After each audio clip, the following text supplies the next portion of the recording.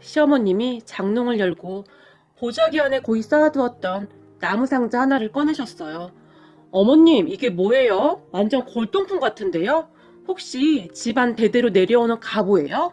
제가 시어머님에게 장난스레 물었지만 여느 때와는 다르게 시어머님의 표정이 어둡기만 합니다. 그런 시어머님의 눈치를 보고 있었는데 네 시누이가 나한테 남기고 간 건데 이걸 몇십 년 만에 열어보는구나. 시어머님이 긴 한숨을 내쉬셨어요. 시어머님이 제게 이토록 아무렇지도 않게 시누이 이야기를 하는 걸 보니 저도 이제 이 집안의 진짜 가족이 되었구나 하는 생각이 들면서 순간 눈시울이 붉어졌어요. 시어머님은 그렇게 한동안 나무 상자를 내려다보고 있었는데 할머니, 공부할 시간이야. 초등학생 우리 아들이 시어머님을 불렀어요. 벌써 그렇게 됐냐?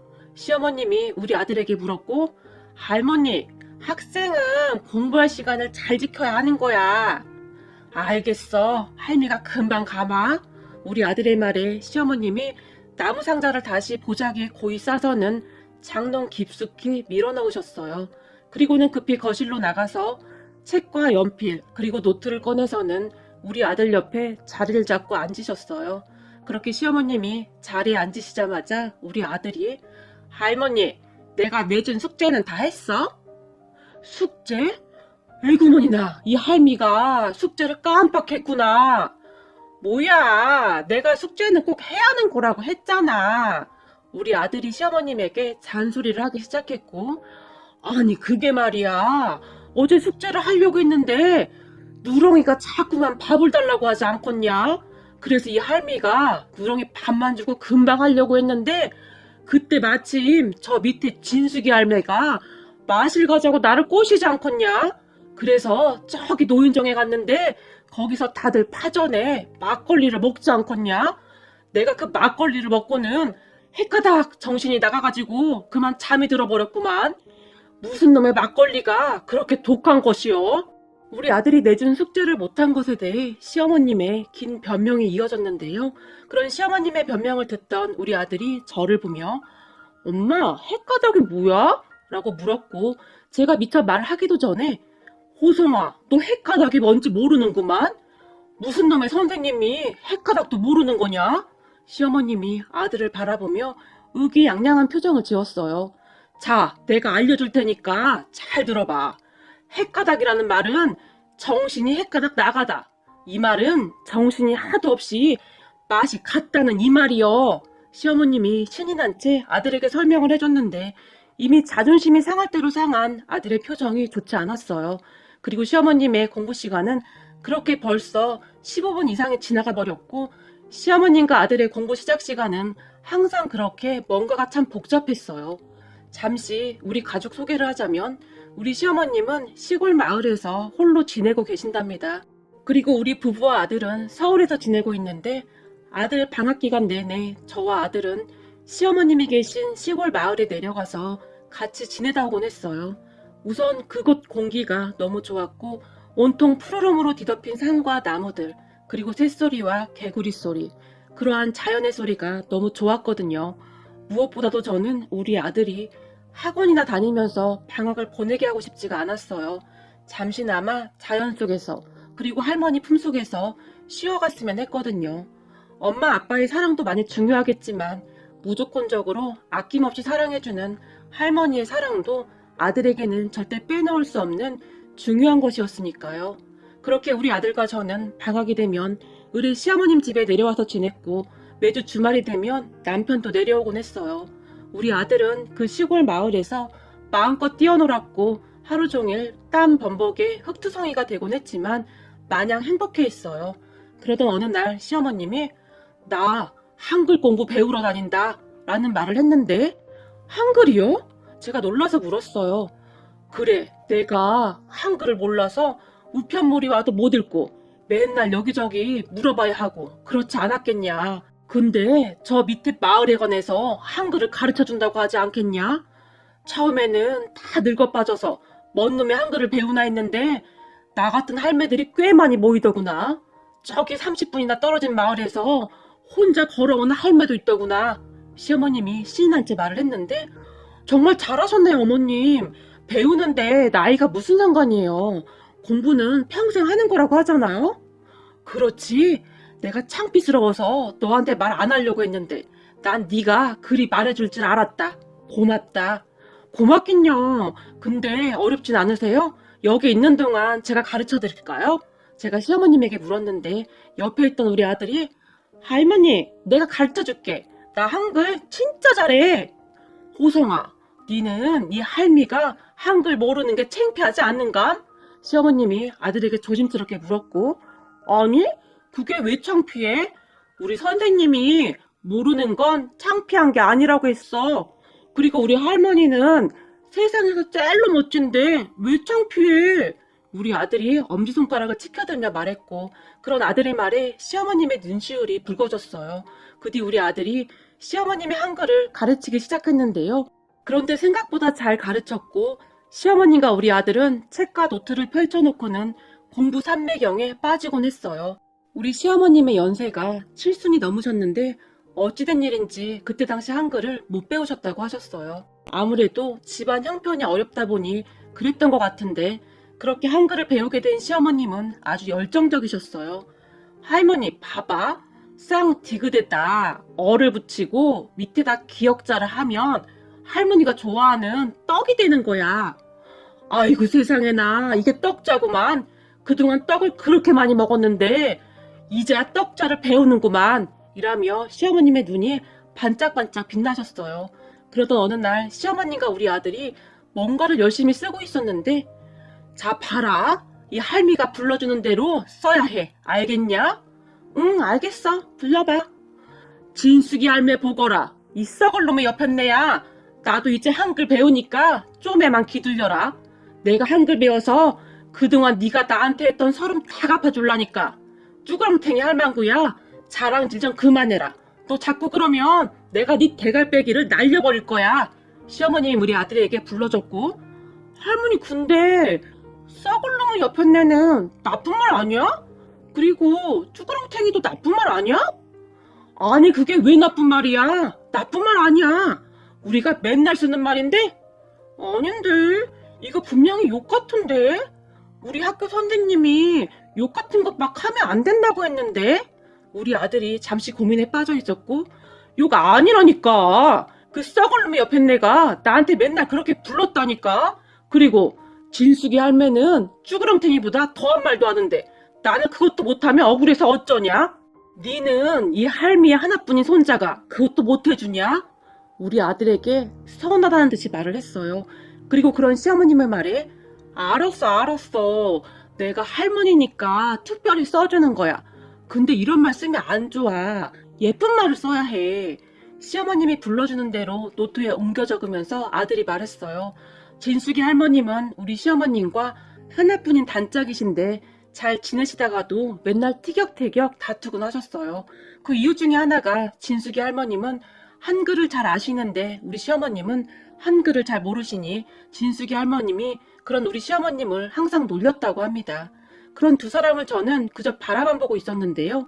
잠시 후 노트에 시어머님이 불러주는 대로 다 받아 적은 우리 아들이 시어머님에게 노트를 건넸고 노트를 건네받은 시어머님이 글씨가 쓰인 종이 한 장을 쭉 찢더니 그걸 가지고 나가셨는데요.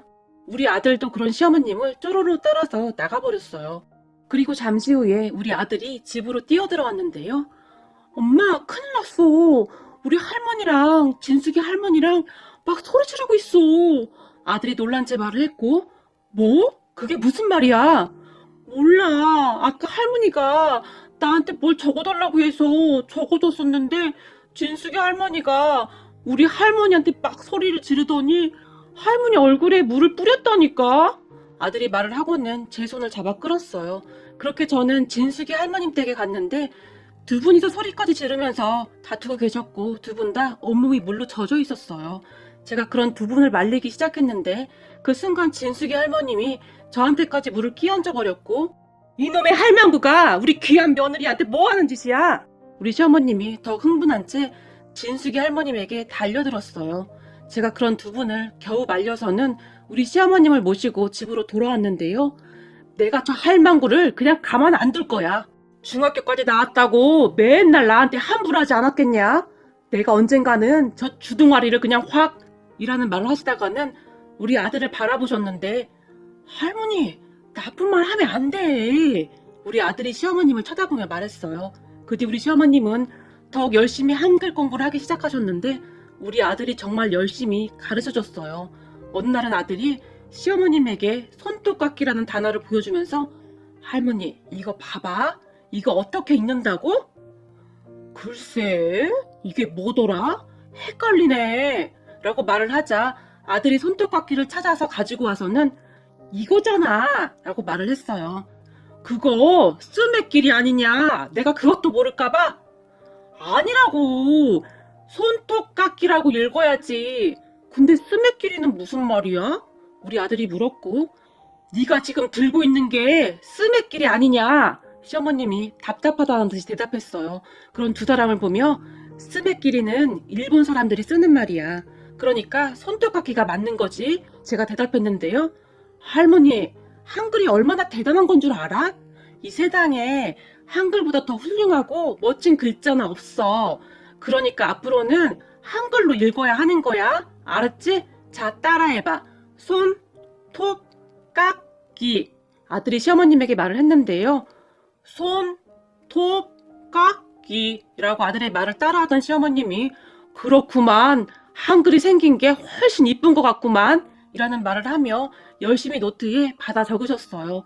그렇게 우리 아들과 시어머님은 정말 열심히 한글 공부를 했고 나중에는 시어머님이 조금씩 한글을 읽기 시작하셨어요. 물론 받침이 있는 글자는 여전히 어려워하셨지만 받침이 없는 글자는 많이 읽고 쓰기 시작하셨어요. 그렇게 한자 한자 글자를 읽고 쓰실 때마다 시어머님은 행복해하셨고 한글 공부에 아주 쏙 빠지셨어요. 아니 이렇게 하면 될 거를 이게 뭐라고 그동안 창피해서 시작도 못했었지 뭐니? 시어머님이 안타깝다는 듯이 말씀하셨어요. 그 뒤 시어머님은 삐뚤빼뚤 일기를 쓰기도 하셨는데 물론 받침이 많이 틀리긴 했지만 글을 나름 잘 쓰셨어요. 그런 시어머님을 보며 어머님 이제 보니 글솜씨도 있으신데요? 제가 놀라서 물었고 그렇냐? 나중에 시도 한번 써보고 싶구나. 시어머님이 조용히 말씀하셨어요. 시요? 어머님 시 좋아하세요? 시 좋아하고 말고 정말요? 제가 다시 놀라서 물었는데요. 그런 저를 보던 시어머님이 놀라운 말을 하기 시작하셨어요. 시어머님의 말씀에 따르면 한글을 꼭 배우고 싶었던 이유가 있었다는데요. 우리 남편에게는 여동생이 한 명 있었다는데 시아버님과 남편 그리고 시누이가 동네 냇가에 물놀이를 갔다가 시누이가 물에 빠졌던 모양인데 그런 시누이를 구하려다 시아버님까지 그만 사고를 당하셨다고 합니다. 그때 당시 그 충격은 어마어마했다고 하는데 우리 남편은 아직도 물을 두려워할 정도였어요. 그러니까 수영 같은 운동은 아예 배울 생각도 못했었고 하물며 물놀이를 가는 것조차 끔찍하게 싫어했었는데요. 정말 어쩔 수 없이 가게 되더라도 절대 물속에는 들어가지 않았어요. 물 깊이가 어른 허리 정도밖에 안 됐는데도 말이죠. 아마도 그때 사고로 인해 트라우마가 생겼던 것 같은데요. 그 뒤 시어머님과 남편은 정말 힘겹게 살아왔다고 했으니까요. 그랬으니 시댁에서 시아버님과 시누이 이야기를 절대 꺼내지 않았고 심지어 저는 처음에는 시누이가 있었다는 사실조차 몰랐으니까요.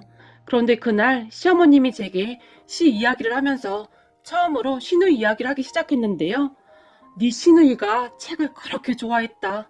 책 중에서도 시를 그렇게 좋아해서 맨날 시를 읽어줬는데 한글을 못 읽는 내가 안쓰러웠던지 내가 설거지를 할 때도 음식을 할 때도 뒤에 앉아서 시를 읽어줬었다. 그 머시기 윤동주인가? 그 사람 시를 그렇게 많이 읽어줬었다.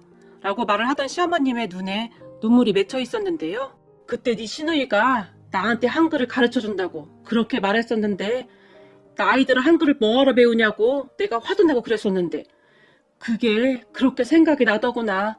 시누이가 생각나시는지 시어머님이 잠시 말을 멈추셨어요.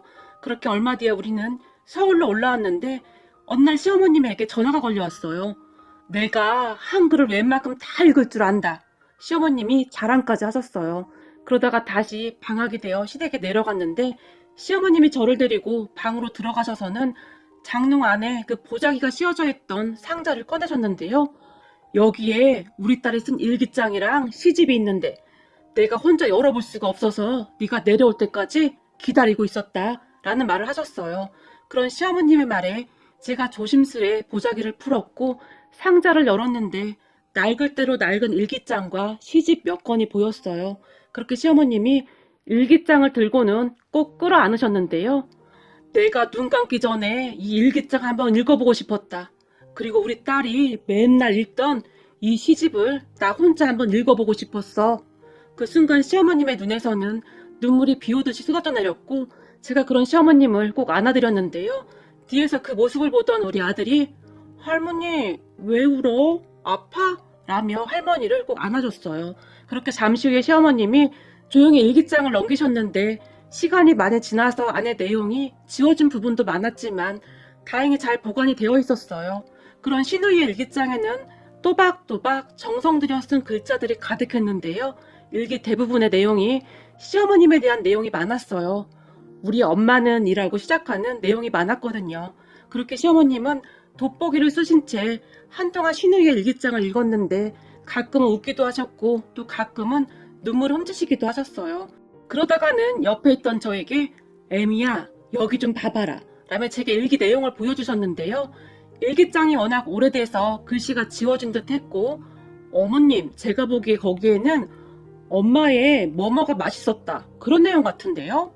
그러냐? 시어머님이 돋보기를 올리시며 물으셨고 네 그런 것 같아요. 제가 대답했는데요. 제 말을 가만히 듣던 시어머님이 가지나물인가? 우리 딸이 내가 해준 가지 무침을 그렇게 잘 먹지 않았었냐? 저 밭에서 갓 따온 가지를 쪄서 쫙쫙 찢은 다음에 참기름을 넣고 조물조물 묻혀주면 밥 한 공기를 그냥 앉은 자리에서 뚝딱 했어. 무슨 나물을 그리도 좋아했는지 옛날 생각이 나시는지 시어머님이 잠시 먼 허공을 바라보셨어요. 그렇게 저는 시어머님과 함께 한참 동안을 신우이의 일기장을 읽었는데 우리 신우이의 글솜씨가 참 뛰어났다는 생각이 들었어요. 특히 일기장에는 시가 많이 써 있었는데요. 시어머님에 관한 내용이 참 많았어요. 신우이는 시어머님의 말투와 행동들을 그대로 글로 옮겨 적어놨었는데 그냥 딱 봐도 시어머님이 신우이를 얼마나 사랑했었는지 알 수가 있을 정도였어요.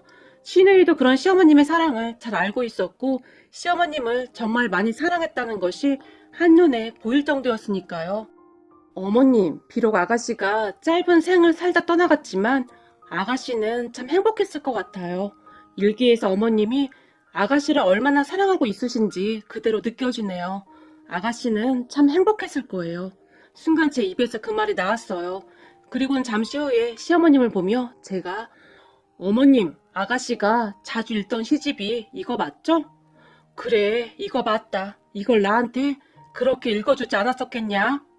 이제 어머님 한글 읽을 줄 아시니까 저한테 이 시집 읽어주세요.